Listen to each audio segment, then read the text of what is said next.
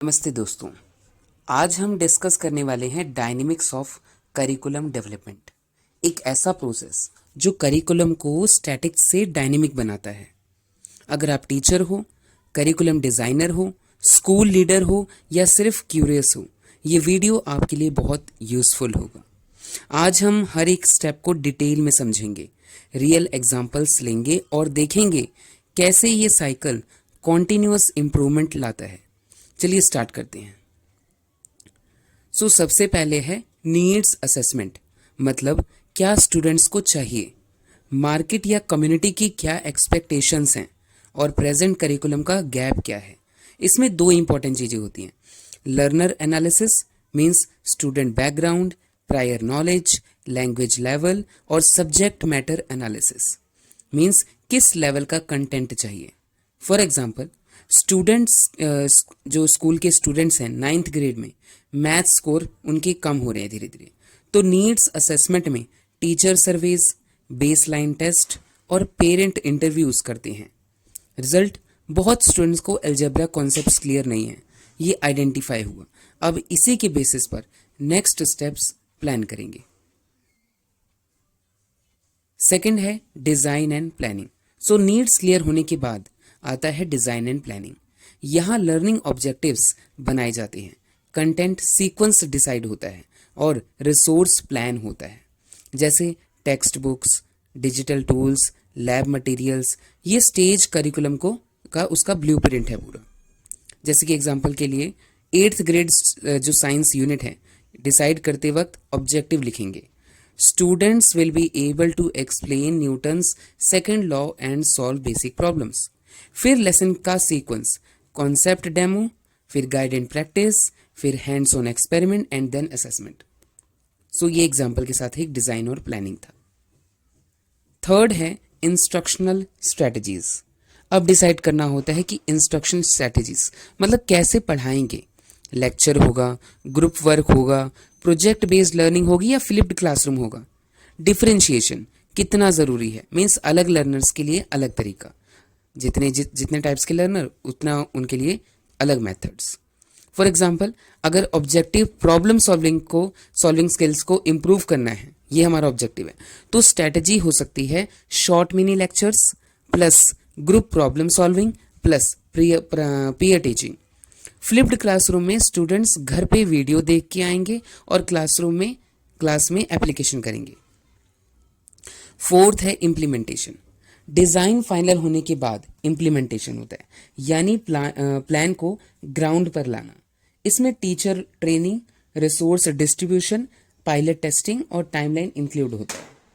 For example, school decide करता है पहले 2 सेक्शन में नया करिकुलम पायलट करेगा, टीचर्स को 1 दिन का ट्रेनिंग दिया गया और न्यू लेसन्स प्लान और असेसमेंट रूब्रिक्स।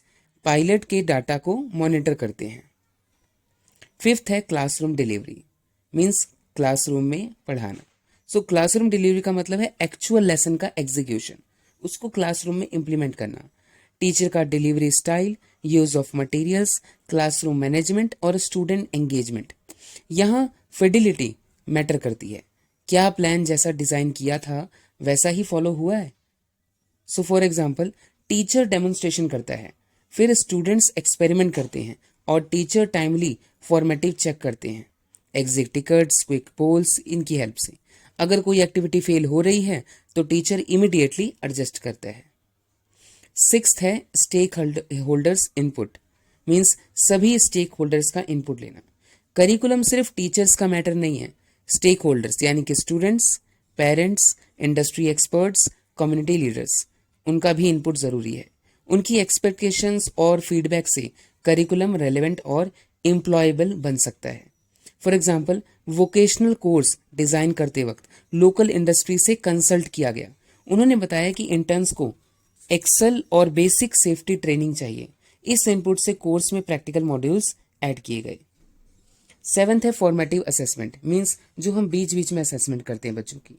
फॉर्मेटिव असेसमेंट का रोल बहुत बड़ा है। ये कॉन्टिन्यूस चेक है, quizzes, class activities, peer review, teacher observation. ये असेसमेंट बताता है लर्निंग बीच में कहाँ स्टैंड कर रही है, किस लेवल पर है।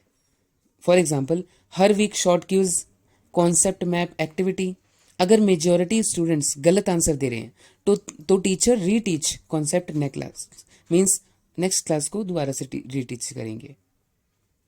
8th evaluation and feedback. So means जब कुछ टाइम हो जाता है तो इवैल्यूएशन यानी कि समेटिव टेस्ट, प्रोग्राम इवैल्यूएशन होता है और स्टेक होल्डर से फॉर्मल फीडबैक लिया जाता है, और ये होता है कोर्स के एंड में। ये आइडेंटिफाई करता है कि करिकुलम ने एक्सपेक्टेड आउटकम्स अचीव किए हैं या नहीं किए हैं। So for example term and exams, student feedback form plus teacher reflection meeting. Data से पता चलता है कि स्टूडेंट्स थ्योरी समझ रहे हैं लेकिन एप्लीकेशन वीक है, तो ये इसका एक एग्जांपल है। 9th है data curriculum update, means data से अपडेट करना। सो जो भी इवैल्यूएशन डेटा मिला उससे करिकुलम अपडेट होता है, किस चीज़ की ज़रूरत है, किस चीज़ में गैप है। डेटा ड्रिवन डिसीजन मेकिंग से इररिलेवेंट या इनइफेक्टिव पार्ट्स को चेंज करते हैं, उसको मॉडिफाई कर सकते हैं, उसको हटा भी सकते हैं, कुछ नया ऐड भी कर सकते हैं। फॉर एग्जाम्पल अगर असेसमेंट डेटा शो करे कि रीडिंग कॉम्प्रहेंशन वीक है, करिकुलम में additional reading strategies, lesson plan और वोकैबुलरी सेशन ऐड कर दिए जाते हैं। 10th है policy changes. Sometimes external policy changes means state और national education policy, accreditation requirements भी करिकुलम को इन्फ्लुएंस करते हैं। करिकुलम को अलाइन करना पड़ता है नए स्टैंडर्ड्स के साथ। फॉर एग्जाम्पल अगर education board competency based learning को मैंडेट करे तो करिकुलम में कॉम्पिटेंसी डिस्क्रिप्टर्स और परफॉर्मेंस टास्क इंक्लूड करने पड़ेंगे। Next revision and refinement.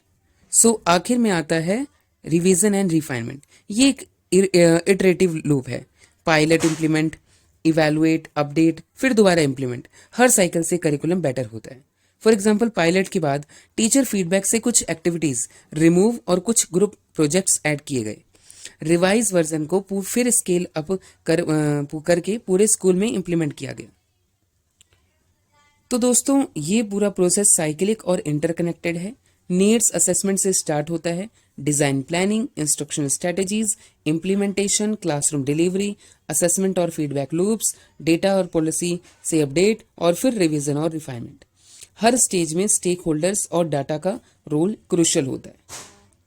अगर आप एक टीचर हो या करिकुलम डेवलपर हो तो एक चीज याद रखो, करिकुलम को एक बार बना के शेल्फ पे रखना काफी नहीं होता। आज की दुनिया फास्ट चेंजिंग है, नए स्किल्स, टेक्नोलॉजीज और पॉलिसीज आते रहते हैं, इसलिए करिकुलम को डायनेमिक रखना जरूरी है, यानी वो बार बार इवैल्यूएट, अपडेट और रिफाइन होता रहे। डेटा और स्टेक होल्डर इनपुट को इग्नोर मत करो, वो आपको बताते हैं कि क्या काम कर रहा है और क्या नहीं।